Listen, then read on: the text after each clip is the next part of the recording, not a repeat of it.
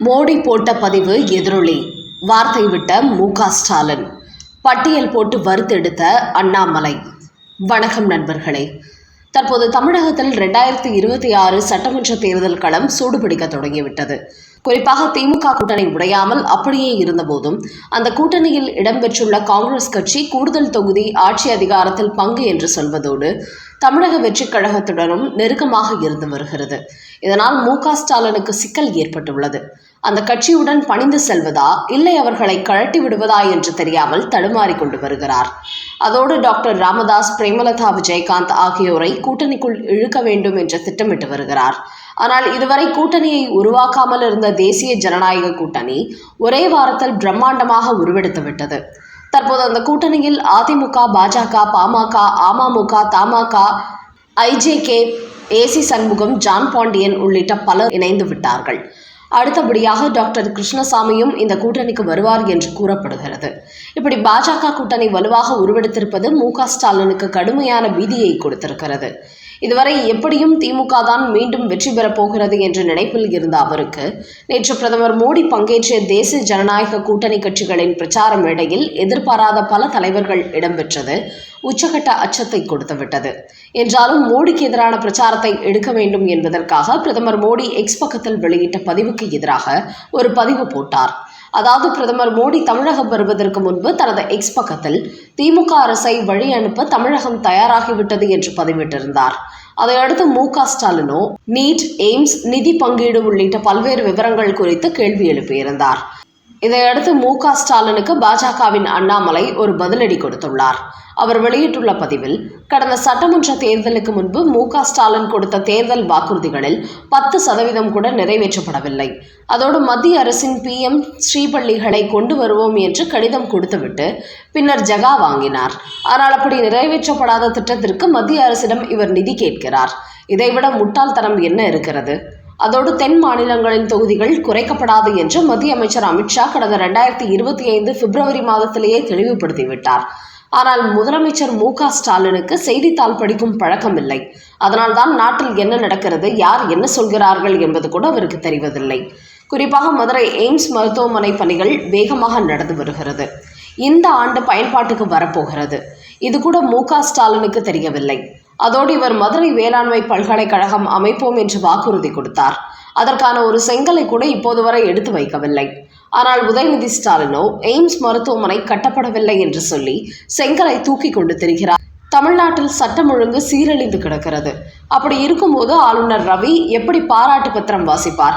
அரசின் நிர்வாக தோல்விக்கு ஆளுநரை குற்றம் சொல்வதை நிறுத்திக் கொள்ள வேண்டும். 100 நாள் வேலைவாய்ப்பு திட்டத்துக்கு மகாத்மா காந்தியின் பெயர் வைக்க வேண்டும் என்று மு.க.ஸ்டாலின் சட்டசபையில் தீர்மானம் கொண்டு வருகிறார். இந்த திட்டத்தை 150 நாளாக உயர்த்துவோம் என்று வாக்குறுதி கொடுத்தார். அதை ஏன் இவர் செய்யவில்லை? ஆனால் மத்திய அரசாங்கம் தற்போது 125 நாளாக உயர்த்தி உள்ளார்கள். இப்படி தான் சொல்வது எதையும் செய்யாமல் மகாத்மா காந்தியின் பெயரை நீக்கிவிட்டதாக தீர்மானம் நிறைவேற்றுகிறார். தன்னுடைய இயலாமையை இதுபோன்று மு.க.ஸ்டாலின் புலம்பி தள்ளி கொண்டிருக்கிறார் என்று கூறியுள்ள அண்ணாமலை, கோவை, மதுரை மெட்ரோ ரயில் திட்டங்கள் குறித்து இவர்கள் தாமதமாக தான் தாக்கல் செய்தார்கள். அதன் காரணமாகவே அதற்கு மத்திய அரசு ஒப்புதல் கொடுக்க தாமதமாகிறது. அதோடு 2021 திமுக ஆட்சிக்கு வந்ததும் முதல் கையெழுத்தே நீட் தேர்வு ரத்து செய்வதுதான் என்று சொன்னார். அதை செய்தாரா? அதிலும் தங்களது ஆதரவாளர்கள் வைத்திருக்கும் மருத்துவக் கல்லூரிகளில் அவர்கள் கோடி கோடியாக சம்பாதிக்க வேண்டும் என்பதற்காக ஏழை எளிய மாணவர்களின் மருத்துவ கனவை சிதைக்க நினைக்கிறார் மு.க.ஸ்டாலின். மாணவர்களின் வரப்பிரசாதமாக அமைந்துள்ள இந்த நீட் தேர்வை எதிர்த்து இவர் அரசியல் செய்கிறார். அதனால் நாட்டில் என்ன நடக்கிறது என்பதை தெரிந்து கொண்டு மு.க.ஸ்டாலின் பேச வேண்டும். யாராவது துண்டு சீட்டில் எழுதி கொடுத்தால் அதை அப்படியே படிப்பதை விட்டுவிட வேண்டும் என்று பிரதமர் மோடிக்கு எதிராக பதிவு போட்ட மு.க.ஸ்டாலினுக்கு சரியான பதிலடி கொடுத்திருக்கிறார் அண்ணாமலை. அடுத்த செய்தி. தமிழ்நாட்டு தாய்மார்களை மீண்டும் ஏமாற்ற ஸ்டாலின் போடும் அடுத்த பிளான். கனிமொழியை களமிறக்க முடிவு. டெல்லிக்கு செல்ல போகும் சபரீசன். முதலமைச்சர் மு.க.ஸ்டாலின் 2021 சட்டமன்ற தேர்தலை போன்றுதான் 2026 சட்டமன்ற தேர்தலும் இருக்கும் என்று எதிர்பார்த்தார். ஆனால் அவர் எதிர்பார்த்ததை விட களம் கடுமையாக மாறி போயிருக்கிறது. திமுகவுக்கு எதிராக தேசிய ஜனநாயக கூட்டணி வலுவான கூட்டணியாக உருவெடுத்துவிட்டது. இன்னொரு பக்கம் நடிகர் விஜயும் தமிழக வெற்றிக் கழகத்தை தொடங்கி கிறிஸ்துவ முஸ்லிம்கள் ஓட்டுகளை பிரிக்கப் போகிறார். அதோடு அவர் எதிர்பார்த்த விசில் சின்னமே அவருக்கு கிடைத்துவிட்டது. முக்கியமாக திமுக கூட்டணியில் இடம்பெற்றுள்ள காங்கிரஸ் கட்சி விஜய்க்கு ஆதரவு கொடுத்துவிட்டு மு.க.ஸ்டாலினை விமர்சிக்கிறார்கள்.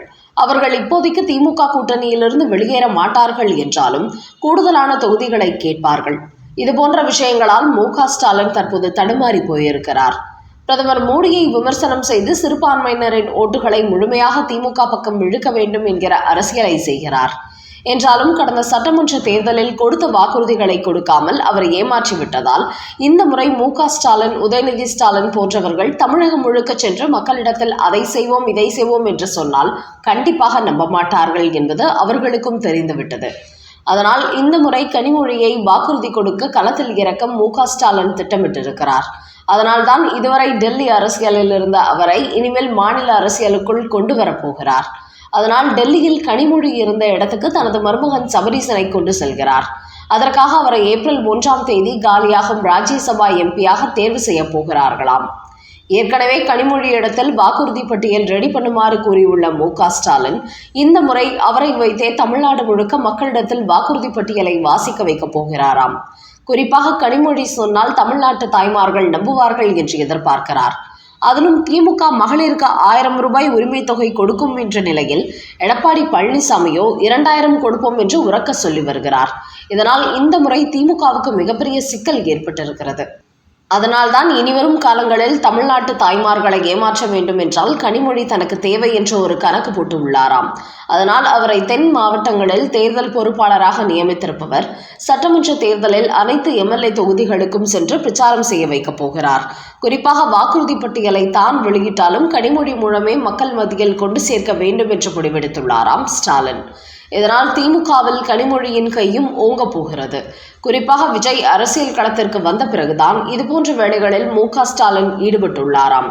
கனிமொழியும் உதயநிதியும் கிறிஸ்துவ முஸ்லிம் அமைப்புகளை சந்தித்து பல வாக்குறுதிகளை கொடுக்க போகிறார்களாம். இதுவரை கனிமொழி தமிழ்நாட்டு அரசியலுக்கு வந்தால் தனது மகன் உதயநிதிக்கும் அவருக்கும் இடையே போட்டி ஏற்படும் என்பதற்காகவே கனிமொழியை டெல்லிக்கு அனுப்பியிருந்தார். ஆனால் தற்போது தமிழக அரசியல் நிலவரம் மாறி போய்விட்டது. பெண்களை கவர பிரச்சாரமும் தேவைப்படுகிறது. இல்லை என்றால் திமுக மிகப்பெரிய பாதிப்பை சந்திக்கும் என்பதனால்தான் எதிர்காலத்தை பற்றி கவலைப்படாமல் தற்போதைக்கு கட்சியையும் தேர்தல் வெற்றியும் காப்பாற்ற வேண்டும் என்பதற்காகவே கனிமொழியை மாநில அரசியலுக்குள் களமிறக்கியுள்ளாராம் மு.க.ஸ்டாலின். அந்த வகையில் கடந்த சட்டமன்ற தேர்தலுக்கு முன்பு மு.க.ஸ்டாலினும் உதயநிதியும் பக்கம் பக்கமாக பொய் வாக்குறுதிகளை அடித்துவிட்டு மக்களை ஏமாற்றியது போன்று இந்த தேர்தலுக்கு முன்பு கனிமொழி எப்படிப்பட்ட பொய் வாக்குறுதிகளை எல்லாம் அள்ளிவிடப் போகிறார் என்பதை பொறுத்திருந்து பார்ப்போம்.